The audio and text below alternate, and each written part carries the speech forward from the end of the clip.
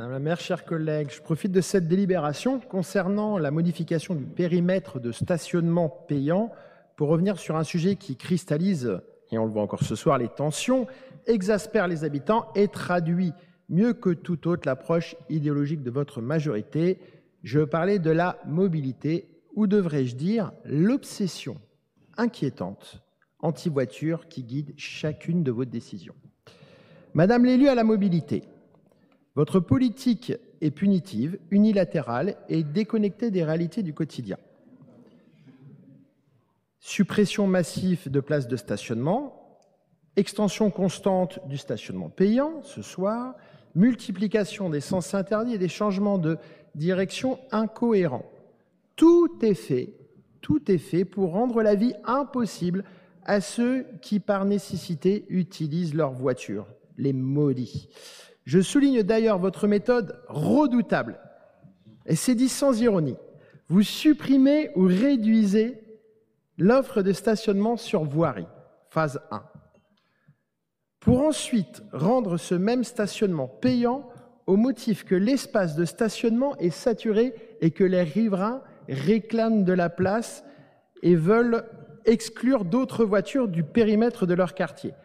La méthode est redoutablement efficace, mais malheureusement terriblement malhonnête intellectuellement. La voiture, qu'elle soit électrique, hybride ou thermique, est traitée ici comme un fléau. Mais tout le monde ne peut pas faire du vélo. Tout le monde n'habite pas à proximité d'une station de métro. Tout le monde n'a pas les moyens, le temps ou les capacités physiques d'adopter les méthodes de déplacement que vous considérez comme vertueux. Tout le monde n'habite pas à Rennes et ne travaille pas à Rennes.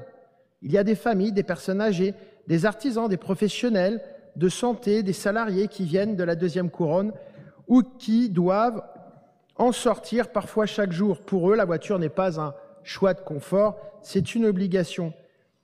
Et sans parler forcément de ces gens-là, je voudrais vous soumettre aussi le témoignage d'une jeune fille qui nous écoute ce soir et qui nous regarde, et je serais curieux de connaître votre réponse à son témoignage, Madame Le Tourneux, vous qui connaissez tout le monde et qui voyez tous les riverains.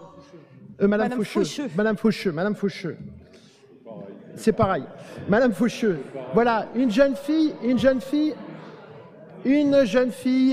qui habite à côté d'une station de métro et qui devait se rendre à la station Mabilé. Cette jeune fille l'a fait une première fois. Une première fois, elle a été victime d'agressions sexistes.